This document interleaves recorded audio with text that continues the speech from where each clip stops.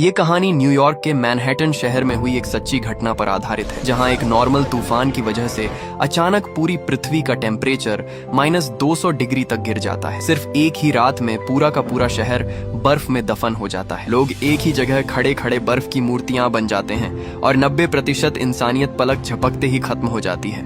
इसी बीच एक पिता हजारों किलोमीटर दूर से अपने लाइब्रेरी में फंसे बेटे को बचाने के लिए निकल पड़ता है। तो क्या ये परिवार और इंसानियत इस तबाही से बच पाएगी या सब कुछ इस विनाश में समा जाएगा? चलिए शुरू करते हैं। फ्लिक मूवीज की एक और धमाकेदार वीडियो में आपका स्वागत है। कहानी की शुरुआत जैक से होती है, जो एक अमेरिकन मौसम वैज्ञानिक है। इसीलिए वह अपनी टीम के साथ अंटार्कटिका में रिसर्च के लिए जाता है। उनका मुख्य काम होता है बर्फ की गहराई से आइस कोर नाम का एक खास सैंपल निकालना। इस आइस कोर के अंदर बहुत जरूरी जानकारी होती है, जिससे वो लोग ग्लोबल वार्मिंग के बारे में सबूत इकट्ठा कर सकते हैं। लेकिन जैसे ही वो लोग ड्रिलिंग शुरू करते हैं, मशीन अचानक फंस जाती है और बर्फ की सतह पर दरारें पड़ने लगती हैं। हालात इतने खराब हो जाते हैं कि उसका एक साथी उस दरार में गिरने लगता है, लेकिन जैक तुरंत दौड़कर उसे पकड़ लेता है और उसकी जान बचा लेता है। इस पूरी घटना से जैक को ये गहराई से एहसास होता है कि ग्लोबल वार्मिंग की वजह से बर्फ बहुत तेजी से पिघल रही है और हालात नियंत्रण से बाहर जा रहे हैं। इसके बाद भारत के सिंदेरी में ग्लोबल वार्मिंग को लेकर एक बड़ी मीटिंग आयोजित की जाती है, जहां जैक अपनी रिसर्च और थ्योरी सभी के सामने रखता है। वो समझाता है कि कैसे ग्लोबल वार्मिंग ही एक नए आइस एज का कारण बन सकती है। जब ग्लेशियर टूटते हैं तो बहुत बड़ी मात्रा में बर्फ समुद्र में चली जाती है, जिससे समुद्र के पानी का तापमान बदल जाता है। इससे समुद्री धाराएं प्रभावित होती हैं और ये धाराएं पूरे दुनिया के मौसम और हवा के पैटर्न को कंट्रोल करती हैं। जैक लोगों को चेतावनी देता है कि शायद ये बदलाव 100 साल बाद हो या 1000 साल बाद, लेकिन अगर अभी कोई कदम नहीं उठाया गया तो इसकी कीमत हमारे बच्चों और आने वाली पीढ़ियों को चुकानी पड़ेगी। वो चाहता है कि लोग इस मुद्दे को गंभीरता से लें, लेकिन इस मीटिंग में मौजूद अमेरिका के बड़े अधिकारी उसकी बात को गंभीरता से नहीं लेते। उपराष्ट्रपति का मानना होता है कि इस समय सबसे ज्यादा जरूरी चीज है अर्थव्यवस्था को मजबूत करना, और सबसे बड़ी विडंबना ये होती है कि उसी समय सिंदेरी में असामान्य तरीके से बर्फ गिर रही होती है। निराश होकर जैक वापस घर जाने की तैयारी करता है। तभी उसकी मुलाकात स्कॉटलैंड के एक समुद्री प्रोफेसर से होती है। वो प्रोफेसर जैक की थ्योरी में बहुत दिलचस्पी दिखाता है और बताता है कि उसके पास एक खास स्टेशन है जहां वो समुद्री धाराओं में हो रहे बदलाव को मॉनिटर करता है। प्रोफेसर कंप्यूटर पर दिखता है कि समंदर में एक जगह का तापमान अचानक 13 डिग्री गिर गया है, लेकिन जो स्टाफ वहां मौजूद होता है वो इस बात को गंभीरता से नहीं लेता, क्योंकि वो उस समय मैच देखने में व्यस्त होता है। इसी समय जापान के टोक्यो के चियोदा इलाके में अचानक तूफान की चेतावनी जारी कर दी जाती है। पुलिस सड़कों पर उतरकर लोगों को तुरंत सुरक्षित जगहों पर जाने के लिए कहती है। दुकानें जल्दी जल्दी बंद हो रही होती हैं और लोग अपने घरों की तरफ भाग रहे होते हैं ताकि खराब मौसम से बच सकें। लेकिन तभी अचानक आसमान से एक बहुत बड़ा ओला गिरता है। पुलिस वाले उस ओले की चोट से बेहोश हो जाते हैं और कुछ ही सेकंड में बहुत भारी और बड़े बड़े लगभग आड़ू के आकार के ओले गिरने लगते हैं। पूरा इलाका एकदम अफरा तफरी में बदल जाता है। जापान जैसे देश में जहां अक्सर प्राकृतिक आपदाएं आती रहती हैं, लोग जल्दी समझ जाते हैं कि हालात बहुत खराब हैं और वो तुरंत कहीं छिपने की कोशिश करते हैं। लेकिन दुर्भाग्य से पास की दुकानें अभी अभी बंद हुई होती हैं, जिससे एक आदमी के पास छिपने के लिए कोई जगह नहीं बचती। वो देखता है कि कोई एक कार के नीचे छिपा हुआ है, तो वो भी वहां भागने की कोशिश करता है, लेकिन तभी हालात और ज्यादा खतरनाक हो जाते हैं। ये तूफान इतना खतरनाक होता है कि इसे इतिहास का सबसे ताकतवर तूफान माना जाने लगता है। ये इतनी जबरदस्त ताकत के साथ पूरे जापान को तहस नहस कर देता है कि बड़े बड़े मौसम वैज्ञानिक भी इसकी ताकत देखकर हैरान रह जाते हैं। इसी बीच अंतरिक्ष में मौजूद कुछ अंतरिक्ष यात्री पृथ्वी को देख रहे होते हैं और उन्हें अचानक 3 बहुत बड़े बड़े तूफानी बादल दिखाई देते हैं, जो दूर से ऐसे लगते हैं जैसे कोई विशाल भंवर या घूमते हुए तूफानी सिस्टम बन रहे हों। ये तीनों क्लाउड सिस्टम धीरे धीरे बन रहे होते हैं, लेकिन बहुत ही खतरनाक संकेत दे रहे होते हैं। इन बादलों के बनने की वजह से पृथ्वी का मौसम और भी खराब दिशा में जाने लगता है। स्कॉटलैंड में मौजूद मौसम स्टेशन पर अचानक बहुत भारी बर्फबारी शुरू हो जाती है। ये देखकर वहां के प्रोफेसर का ध्यान उन बुआ के अलर्ट की तरफ जाता है, और जब वो ध्यान से देखता है तो उसे पता चलता है कि सिर्फ एक नहीं बल्कि तीनों बुआ एक साथ सिग्नल दे रहे हैं। ऐसा होना लगभग नामुमकिन है, इसलिए अब ये साफ हो जाता है कि कोई बहुत बड़ी आपदा आने वाली है जिसे नजरअंदाज नहीं किया जा सकता।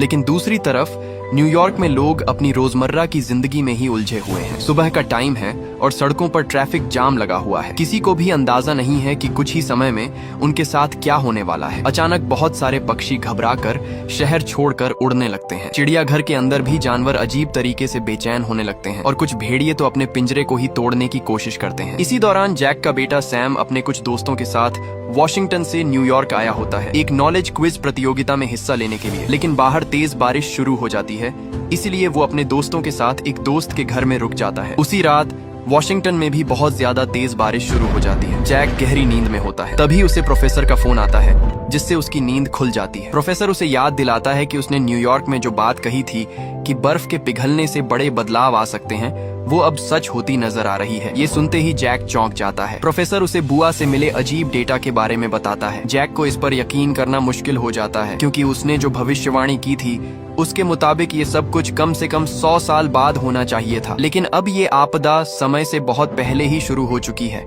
इसी वक्त लॉस एंजेलिस में बहुत तेज तूफान चल रहा होता है। एक रिपोर्टर मौके पर खड़े होकर लाइव रिपोर्टिंग कर रहा होता है और लोगों को बता रहा होता है कि तूफान शहर में प्रवेश करने वाला है। लेकिन उसी समय मौसम विभाग का एक अधिकारी अपने ऑफिस में किसी और ही चीज में व्यस्त होता है और हालात की गंभीरता को नजरअंदाज कर रहा होता है। तभी अचानक उसे फोन आता है। वही रिपोर्टर उसे कॉल करके बताता है कि वहां जापान से भी ज्यादा खतरनाक ओले गिर रहे हैं। जब वो अधिकारी बाहर आकर आसमान की तरफ देखता है तो वो एकदम हैरान रह जाता है। आसमान में एक बहुत ही खतरनाक टॉर्नेडो बन रहा होता है। मौसम विभाग का प्रमुख उस भयानक नजारे को देखकर डर जाता है, क्योंकि एक बहुत तेज टॉर्नेडो लॉस एंजेलिस के ऊपर बन चुका होता है। लॉस एंजेलिस भले ही भूकंप जैसी आपदाओं के लिए तैयार रहता हो, लेकिन टॉर्नेडो जैसी चीजों के लिए वो तैयार नहीं होता। और सबसे डरावनी बात ये होती है कि ये टॉर्नेडो इतनी तेजी से बनते हैं कि लोगों को संभलने का मौका ही नहीं मिलता। जब तक मीडिया और अधिकारी इस पर रिएक्ट करते हैं, तब तक हालात हाथ से निकल चुके होते हैं। शहर के अलग अलग हिस्सों में कई टॉर्नेडो बन जाते हैं जो हर चीज को बर्बाद करने लगते हैं। मौसम विभाग का प्रमुख खुद अपनी आंखों से ये सब देखने के लिए मौके पर पहुंचता है, लेकिन वहां जो वो देखता है उससे वो पूरी तरह हिल जाता है। एक बहुत बड़ा टॉर्नेडो शहर की मशहूर इमारतों के पास बन चुका होता है और उन्हें नष्ट करने की कगार पर होता है। हेलीकॉप्टर भी सिर्फ दूर से ही रिपोर्टिंग कर पा रहे होते हैं, क्योंकि पास जाना बहुत खतरनाक होता है। इसी बीच कुछ लोग वहां खड़े होकर इस आपदा की फोटो लेने की कोशिश कर रहे होते हैं। अधिकारी उन्हें तुरंत वहां से हटने के लिए कहता है, लेकिन हालात इतने खराब हो चुके होते हैं कि एयरपोर्ट तक पर भी 2 टॉर्नेडो दिखाई देने लगते हैं। 2 रिपोर्टर गाड़ी चलाते हुए लाइव रिपोर्टिंग कर रहे होते हैं, लेकिन अचानक हालात और बिगड़ जाते हैं।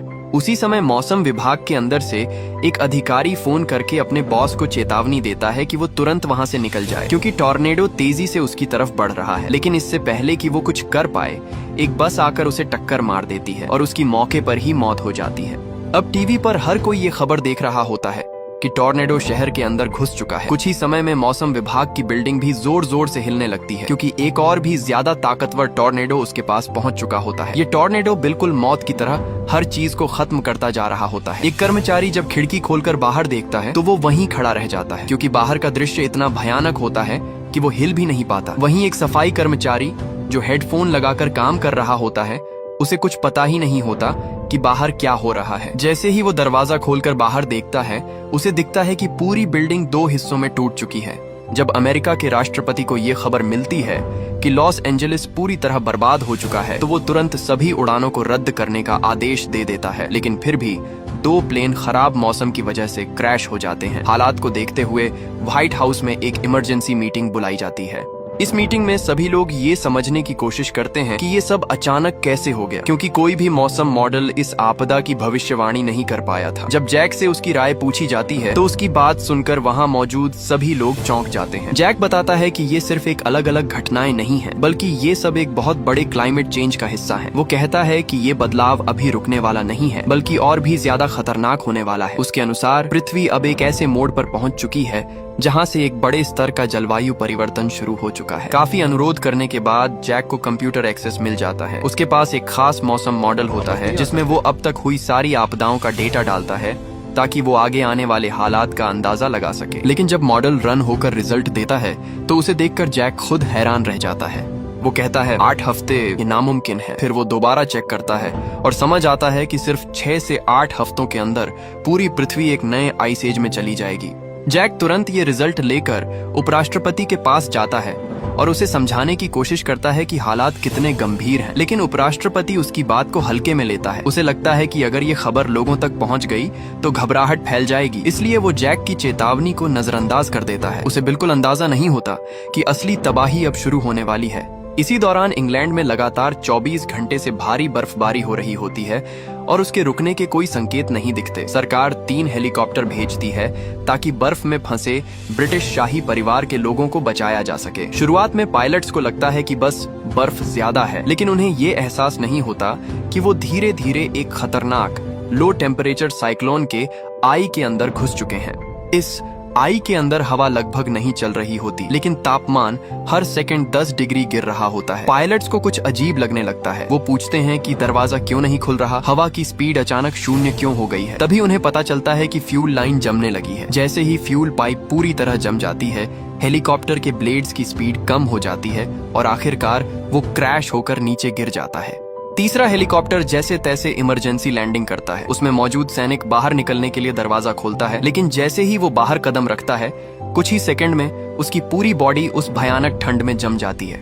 इंग्लैंड के मौसम वैज्ञानिक तुरंत इस लो टेम्परेचर साइक्लोन का सारा डेटा अमेरिका में जैक को भेजते हैं ताकि वो इसका विश्लेषण कर सके। जैक अपने कंप्यूटर मॉडल में ये डेटा डालकर देखता है और उसे समझ आता है कि ये साइक्लोन ट्रोपोस्फियर से बहुत ठंडी हवा को खींचकर सीधे जमीन तक ला रहा है। इसी तरह के साइक्लोन पहले कनाडा और साइबेरिया में भी देखे जा चुके हैं। जैक को याद आता है कि जब लॉस एंजलिस में टॉर्नेडो आया था, तब भी उसने अपने मॉडल से अनुमान लगाया था कि 6 से 8 हफ्तों में नॉर्थ हेमिस्फीयर में आइस एज आ जाएगा। लेकिन अब नए डेटा के आधार पर वो समझता है कि ये प्रक्रिया और भी तेज हो चुकी है। अब सिर्फ 7 दिनों में पूरा नॉर्थ हेमिस्फीयर जम सकता है। ये जानकर जैक तुरंत राष्ट्रपति के पास जाता है और उसे पूरी स्थिति समझाता है। वो अमेरिका के नक्शे पर एक लाइन खींच कर दिखाता है और कहता है कि इस लाइन के उत्तर में रहने वाले लोगों को बचाना अब लगभग नामुमकिन है, क्योंकि उनके पास भागने का समय नहीं है। इसलिए वो सलाह देता है कि दक्षिण की तरफ रहने वाले लोगों को तुरंत सुरक्षित जगहों पर भेजा जाए। साथ ही वो ये भी कहता है कि जो लोग उत्तर में हैं,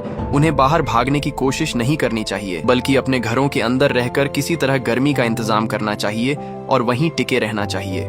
लेकिन जैक खुद पीछे हटने का फैसला नहीं करता। वो तय करता है कि वो न्यूयॉर्क जाएगा, क्योंकि उसका बेटा सैम अभी भी वहीं फंसा हुआ है। वो जानता है कि ये एक खतरनाक फैसला है, लेकिन एक पिता होने के नाते वो अपने बेटे को छोड़ नहीं सकता। दूसरी तरफ कनाडा के उस लो टेम्परेचर साइक्लोन के असर से न्यूयॉर्क में लगातार एक दिन और एक रात से तेज बारिश हो रही होती है। पानी इतना बढ़ जाता है कि पूरा शहर बाढ़ में डूब जाता है। चिड़ियाघर के भेड़िए भी खतरे को महसूस कर लेते हैं और अपने पिंजरे से भाग जाते हैं। पानी बढ़ता ही जा रहा होता है, इसलिए सैम और उसके दोस्त एक ऊंची जगह की तलाश में लाइब्रेरी की तरफ जाते हैं। रास्ते में उनकी एक दोस्त लॉरा का पैर पानी में पड़े लोहे के टुकड़े से कट जाता है। उसी दौरान सैम पीछे मुड़कर देखता है कि एक माँ और उसकी बेटी एक कार के अंदर फंसी हुई हैं। उन्हें देखकर उसका दिल पिघल जाता है और वो तुरंत उनकी मदद करने के लिए दौड़ पड़ता है। लेकिन उसी समय एक विशाल लहर जैसे सुनामी तेजी से उनकी तरफ बढ़ रही होती है। पानी का बहाव इतना तेज होता है कि वो पूरे न्यूयॉर्क शहर को अपनी चपेट में लेने वाला होता है। इसी बीच एक आदमी देखता है कि एक बहुत बड़ा रूसी जहाज किसी तरह शहर के बीचों बीच आ गया है। असल में ये उस भयानक सुनामी का संकेत होता है, लेकिन लोग इसे समझ नहीं पाते और इसे सिर्फ एक अजीब घटना मानते हैं। कुछ ही पलों में वो विशाल लहर न्यूयॉर्क ब्रिज को डुबो देती है और सड़कों पर खड़ी गाड़ियों को खिलौनों की तरह बहा ले जाती है। जब रेडियो पर सुनामी की चेतावनी दी जाती है, तब जाकर लोगों को असली खतरे का एहसास होता है, लेकिन तब तक बहुत देर हो चुकी होती है। सड़कें समंदर में बदल जाती हैं। लोग जान बचाने के लिए भागते हैं, लेकिन उनके पास भागने के लिए कोई सुरक्षित जगह नहीं बचती। इस समय इंसान प्रकृति के सामने बिल्कुल बेबस और छोटा दिखाई देता है। इस अफरा तफरी के बीच एक महिला जिसे अभी अभी टैक्सी से बाहर निकाला गया था, उसे याद आता है कि उसका बैग वहीं छूट गया है। लॉरा उसकी मदद करने के लिए बहते पानी में वापस जाने का फैसला करती है, लेकिन ये फैसला बहुत खतरनाक साबित होता है। सैम ये सब देखकर उसे जोर से चेतावनी देता है, लेकिन शोर शराबे में लॉरा उसकी आवाज नहीं सुन पाती। सैम तुरंत उसके पास पहुंचता है और उसे खींचकर सुरक्षित जगह की तरफ ले जाता है। आखिरकार वो सब लोग लाइब्रेरी के अंदर पहुंच जाते हैं और दरवाजे बंद कर देते हैं, लेकिन तेज बहाव वाला पानी दरवाजों को तोड़कर अंदर घुस जाता है और पानी का स्तर तेजी से बढ़ने लगता है। सिर्फ आधे घंटे के अंदर बाहर का पानी 10 मीटर से भी ऊपर पहुंच जाता है। इस मुश्किल घड़ी में सैम एक डूबते हुए फोन के जरिए अपने पिता जैक से संपर्क करता है। जैक उसे बताता है कि पूरी दुनिया एक नए आइस एज की तरफ बढ़ रही है और उसे किसी भी हालत में बाहर नहीं जाना चाहिए। वो उसे सलाह देता है कि वो अंदर रहकर आग जलाकर खुद को गर्म रखे और मदद का इंतजार करे। फोन पर बात करते करते सैम पानी में गिर जाता है, जिससे जैक बहुत घबरा जाता है और तुरंत न्यूयॉर्क जाने का फैसला करता है। सौभाग्य से लॉरा सैम को बचा लेती है और उसे अपने शरीर की गर्मी से गर्म रखने की कोशिश करती है। थोड़ी ही देर में बाहर बहुत भारी बर्फबारी शुरू हो जाती है। लाइब्रेरी में बिजली और पानी दोनों बंद हो जाते हैं और ठंड तेजी से बढ़ने लगती है। तभी एक बेघर आदमी देखता है कि बाहर बहुत सारे लोग शहर छोड़कर जाने की कोशिश कर रहे हैं। वो ये बात अंदर मौजूद सभी लोगों को बताता है। बाहर का हाल देखकर एक सिक्योरिटी गार्ड फैसला करता है कि सबको उसके साथ बाहर निकल जाना चाहिए, लेकिन सैम अपने पिता से मिली जानकारी के आधार पर सबको समझाने की कोशिश करता है कि बाहर जाना मतलब पक्की मौत है, क्योंकि इतनी ठंड में कोई जिंदा नहीं बच पाएगा। फिर भी ज्यादातर लोग उसकी बात नहीं मानते और बाहर निकल जाते हैं। सैम उन्हें रोक नहीं पाता और मजबूर होकर उन्हें जाते हुए देखता रह जाता है। इसके बाद सैम, लॉरा और कुछ बाकी लोग लाइब्रेरी के अंदर गहराई में एक कमरे में चले जाते हैं। वहाँ एक फायरप्लेस तो होता है, लेकिन जलाने के लिए लकड़ी नहीं होती, इसलिए सैम मजबूरी में किताबें उठाकर आग में डालने लगता है। अब हालात ऐसे हो चुके होते हैं कि लोगों को अपने सिद्धांत और भावनाएं छोड़नी पड़ती हैं। जो किताबें ज्ञान और संस्कृति का प्रतीक होती हैं, अब वही सिर्फ जलाने के काम आ रही होती हैं, ताकि वो लोग जिंदा रह सकें। वो लोग वेंडिंग मशीन तोड़कर उसमें से खाना निकालते हैं, लेकिन वो भी उनके लिए काफी नहीं होता। तभी वही बेघर आदमी उन्हें सलाह देता है कि कौन कौन सी किताबें जलानी चाहिए। हालांकि अब उनके पास गर्मी का इंतजाम हो जाता है, लेकिन कुछ समय बाद लॉरा की चोट में इन्फेक्शन हो जाता है और उसे तेज बुखार आ जाता है, जिससे वो बेहोश हो जाती है। एक बुजुर्ग महिला किताबों की मदद से अंदाजा लगाती है कि उसे सेप्सिस हो सकता है और उसे तुरंत दवाइयों की जरूरत है। सैम को याद आता है कि उस रूसी जहाज में मेडिकल सप्लाई हो सकती है, इसलिए वो अपने 2 साथियों के साथ जान जोखिम में डालकर उस जहाज तक जाने का फैसला करता है। बाहर का माहौल बेहद खतरनाक होता है। हर तरफ जमा हुआ पानी, टूटे हुए ढांचे और बढ़ती ठंड। किसी तरह वो लोग जहाज के अंदर पहुंच जाते हैं। अंदर उन्हें कुछ खाने पीने का सामान मिल जाता है, लेकिन तभी अचानक उनका सामना उन भेड़ियों से हो जाता है जो पहले चिड़ियाघर से भाग निकले थे और अब भूख से पागल हो चुके हैं। वो भेड़िए बेहद खतरनाक होते हैं और उन पर हमला करने की कोशिश करते हैं। हालात बहुत तनावपूर्ण हो जाते हैं। सैम और उसके साथी किसी तरह दिमाग लगाकर भेड़ियों से बचने की कोशिश करते हैं। एक मौके पर सैम खुद को खतरे में डालकर भेड़ियों का ध्यान अपनी तरफ खींच लेता है, ताकि उसके साथी सुरक्षित रह सकें। काफी मुश्किल और खतरनाक हालात के बाद वो लोग भेड़ियों से बच निकलने में कामयाब हो जाते हैं।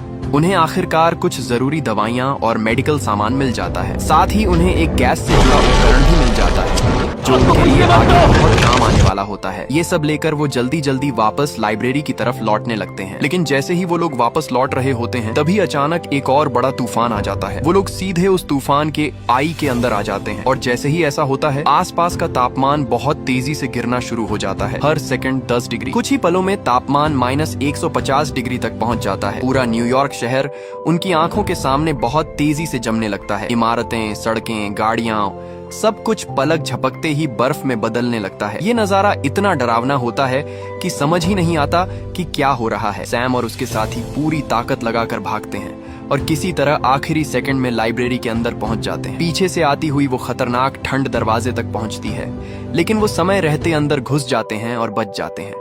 अब लाइब्रेरी के अंदर बचे हुए लोग पूरी तरह से इस जमी हुई न्यूयॉर्क सिटी के बीच फंसे हुए हैं। बाहर हर चीज बर्फ में बदल चुकी है। अंदर सिर्फ एक छोटी सी आग जल रही है और वही उनकी उम्मीद की आखिरी किरण है। वो सब उसी आग के सहारे जिंदा रहने की कोशिश कर रहे हैं। अब सवाल ये है कि क्या वो लोग इस भयानक ठंड और अचानक आए इस आइस एज को झेल पाएंगे या नहीं। इसी दौरान अंतरिक्ष में मौजूद अंतरिक्ष यात्री पृथ्वी की तरफ देखकर डर जाते हैं। उन्हें पूरी पृथ्वी एक बर्फ के गोले जैसी नजर आती है। वो समझ नहीं पाते कि आखिर ऐसा क्या हुआ कि पूरा नॉर्थ हेमिस्फीयर बर्फ में जम गया। -150 डिग्री की इस खतरनाक ठंड में न्यूयॉर्क अब एक पूरी तरह से सुनसान जमी हुई शहर बन चुका होता है। अंतरिक्ष से देखने पर उन्हें 3 विशाल लो टेम्परेचर साइक्लोन दिखाई देते हैं, जो पृथ्वी के चारों तरफ ऐसे घूम रहे होते हैं जैसे कोई सफेद भूत उसे जकड़ रहा हो। ये साइक्लोन बहुत बड़े होते हैं, करीब 50 मील से भी ज्यादा चौड़े, और ये लगातार ठंडी हवा को नीचे की तरफ खींच रहे होते हैं, जिससे पृथ्वी तेजी से एक नए आइस एज की तरफ बढ़ रही होती है।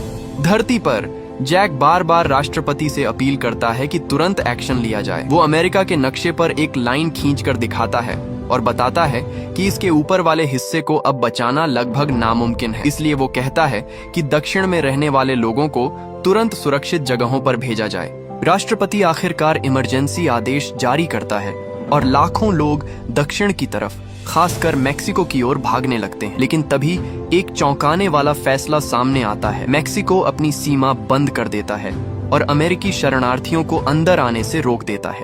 लेकिन जैक इन सब के बीच खुद भागने का फैसला नहीं करता। वो अपनी जान की परवाह किए बिना न्यूयॉर्क जाने की तैयारी करता है, क्योंकि उसका बेटा सैम अभी भी वहां फंसा हुआ है। वो अपने साथ 2 लोगों को लेकर निकलता है जो उसकी मदद करने के लिए अपनी जान जोखिम में डालते हैं। वो लोग भारी बर्फबारी के बीच गाड़ी से निकलते हैं, लेकिन जल्दी ही सड़क पूरी तरह बर्फ से ढक जाती है और उन्हें गाड़ी छोड़कर पैदल चलना पड़ता है। चलते चलते उन्हें पता भी नहीं चलता कि वो एक मॉल की छत पर चल रहे हैं, क्योंकि पूरा शहर बर्फ के नीचे दब चुका होता है। अचानक मॉल की छत का कांच टूट जाता है और उनमें से एक साथी नीचे गिरने लगता है। वो सिर्फ एक रस्सी के सहारे लटका रह जाता है। जैक उसे बचाने की कोशिश करता है और दूसरे साथी से कहता है कि रस्सी को संभाले रखे, लेकिन धीरे धीरे उसकी ताकत खत्म होने लगती है। ऐसे में वो साथी ये समझ जाता है कि अगर वो लटका रहा तो बाकी दोनों की भी जान खतरे में पड़ जाएगी। इसलिए वो खुद ही अपना बैग काट देता है और फिर अपनी जान कुर्बान करते हुए रस्सी भी काट देता है, जिससे वो नीचे गिर जाता है और बाकी दोनों बच जाते हैं। जैक के पास रुककर दुख मनाने का समय नहीं होता। वो अपने दूसरे साथी के साथ आगे बढ़ता रहता है, लेकिन कुछ समय बाद उसका दूसरा साथी भी ठंड की वजह से कमजोर पड़ने लगता है और गिर जाता है। तभी जैक को अचानक एहसास होता है कि वो लोग एक बार फिर उस खतरनाक साइक्लोन के आई के करीब हैं। वो तुरंत अपने साथी को उठाकर एक बिल्डिंग के अंदर फेंक देता है और खुद भी अंदर कूद जाता है। अगले ही पल बाहर फिर से भयानक ठंड फैल जाती है। अंदर पहुंचकर वो जल्दी जल्दी आग जलाता है ताकि दोनों जिंदा रह सकें। कुछ देर बाद उसका साथी होश में आता है और देखता है कि जैक ने उसकी जान बचा ली है, लेकिन जैक रुकना नहीं चाहता। वो तुरंत आगे बढ़ने की तैयारी करता है, क्योंकि उसे अपने बेटे तक पहुंचना है। काफी देर चलने के बाद जैक अपने उपकरण से अपनी लोकेशन चेक करता है। तभी उसे रास्ते में कई जमे हुए लोग दिखाई देते हैं, शायद वही लोग जिन्होंने लाइब्रेरी छोड़कर बाहर जाने की गलती की थी। वो सब बर्फ में जम चुके होते हैं। रात को दोनों एक टेंट में रुकते हैं। उसका साथी अब थक चुका होता है और कहता है कि शायद सैम अब जिंदा नहीं होगा, लेकिन जैक हार मानने से इनकार कर देता है। अगली सुबह जब बर्फबारी रुकती है और वो बाहर निकलते हैं तो उनके सामने एक हैरान कर देने वाला नजारा होता है। एक बहुत बड़ा जहाज बर्फ में आधा दबा हुआ होता है। तभी उन्हें एहसास होता है कि वो स्टैच्यू ऑफ लिबर्टी के पास पहुंच चुके हैं और यहाँ बर्फ की मोटाई कई मीटर तक है। वो आगे बढ़ते हैं और आखिरकार न्यूयॉर्क सिटी के अंदर पहुंच जाते हैं। लेकिन अब ये वही शहर नहीं रहा, हर तरफ सिर्फ बर्फ ही बर्फ है। जैक अपने उपकरण से फिर से लोकेशन चेक करता है और उसे पता चलता है कि लाइब्रेरी ठीक उनके नीचे ही है। दोनों किसी तरह बर्फ को हटाते हुए अंदर घुसते हैं। अंदर हर चीज जमी हुई होती है। जैक अपने बेटे को ढूंढने के लिए हर जगह तलाश करता है। आखिरकार उसे एक कमरे में रोशनी दिखाई देती है। वो तुरंत दरवाजा खोलता है और सामने सैम खड़ा होता है। ये देखकर जैक की आंखों में आंसू आ जाते हैं। दोनों एक दूसरे को गले लगा लेते हैं। उस पल में डर नहीं होता, बस एक पिता का अपने बेटे के लिए प्यार और सुकून होता है। इसके बाद जैक रेडियो के जरिए बाहर की दुनिया को अपनी स्थिति बताता है। सरकार तुरंत रेस्क्यू ऑपरेशन शुरू करती है और हेलीकॉप्टर भेजे जाते हैं। बचे हुए लोग बिल्डिंग की छत पर जाकर मदद का इंतजार करने लगते हैं। ये कहानी सिर्फ एक आपदा की नहीं है, बल्कि ये इंसान और प्रकृति के रिश्ते की भी है। ये दिखाती है कि चाहे इंसान कितना भी आगे बढ़ जाए, प्रकृति के सामने वो अभी भी छोटा है। लेकिन साथ ही ये भी दिखाती है कि मुश्किल हालात में भी इंसान उम्मीद नहीं छोड़ता। अगर आपको हमारी आज की कहानी पसंद आई हो तो वीडियो को लाइक एंड चैनल को सब्सक्राइब जरूर करें। मिलते हैं नेक्स्ट वीडियो में, तब तक के लिए बाय।